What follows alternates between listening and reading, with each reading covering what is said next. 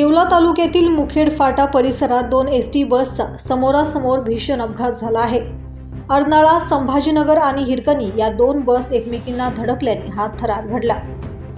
या भीषण अपघातात अंदाजे 8 ते 10 प्रवासी गंभीर जखमी झाले असून इतर 10 प्रवासी किरकोळ जखमी झाले आहेत।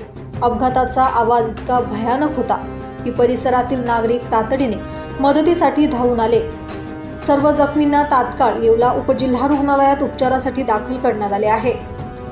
या अपघातात 50 वर्षीय जीवन बाबूराव माळी, 46 वर्षीय संतोष शिवाजी गायकवाड, 24 वर्षीय आकांक्षा राजेश भालेराव, 34 वर्षीय अनिता संतोष गायकवाड, 65 वर्षीय बाबूराव शंकर धुमाळ, 50 वर्षीय लीलाबाई बाबूराव धुमाळ आणि 36 वर्षीय राहुल बापू जाने हे प्रवासी गंभीर जखमी झाले आहेत।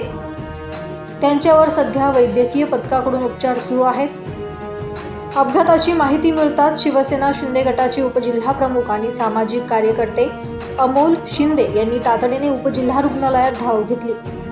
त्यांनी जखमी प्रवाशांशी संवाद साधून त्यांना धीर दिला, तसेच डॉक्टरांशी चर्चा करून जखमींना तात्काळ आणि योग्य उपचार मिळतील याची खात्री केली।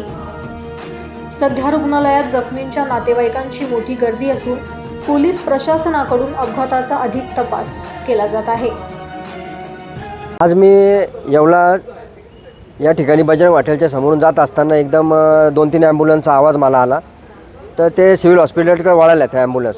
तर मला वाटलं काय झालं, तर मी अर्जंट इथं पोहोचलो। तर एक लालपरी आणि एक आपली बस हिरकणी बस, या दोन बसचा समोरासमोर ॲक्सिडेंट झालेला आहे नाशिकला जाताना मुखेड फाट्यावर, आणि अनेक जण जखमी झालेले आहे। सध्या हॉस्पिटलला आले असता पेशंट ॲडमिट आहे, विचारपूस बी केली मी। काही पेशंट थोडे गंभीर अवस्थेत बी वाटू राहिले आणि हॉस्पिटलमध्ये सध्या लाईट बी नाही आहे। तर लाईट आल्यापर्यंत ते वाट पाहत आहे आणि काही वाटलं गंभीर जास्त असले तर आम्ही इथून हलवण्याचा त्यांना जरूर प्रयत्न करू। अजून बहुतेकांना या ॲक्सिडेंटबद्दल अनेक लोकांना माहिती नाही आहे। तर इथं गर्दी व्हायला बी सुरुवात झालेली आहे। तर जे पेशंट गंभीर वाटतात त्यांना आम्ही हलवण्याचा निश्चित प्रयत्न करू। अजून तर चौकशी आम्ही करतो आहे काय झालं, कशामुळे झालं, आणि हॉस्पिटलला जनरेटरची सोय करावी लाईट गेल्यावर, अशी पक्षाची तरी माझी अपेक्षा आहे। तर इथं सर्व सुविधा जर दिल्या तर अर्जंट हलवायची वेळ येणार नाही, याचा निश्चितच विचार झाला पाहिजे।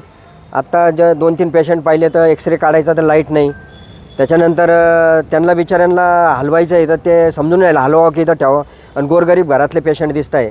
तर खूप दुःखी अंतःकरणाने मी सांगू इच्छितो की काहीतरी हॉस्पिटलची व्यवस्थित व्यवस्था केली पाहिजे। दैनिक भ्रमरसाठी प्रतिनिधी दीपक सोनवणे, येवला।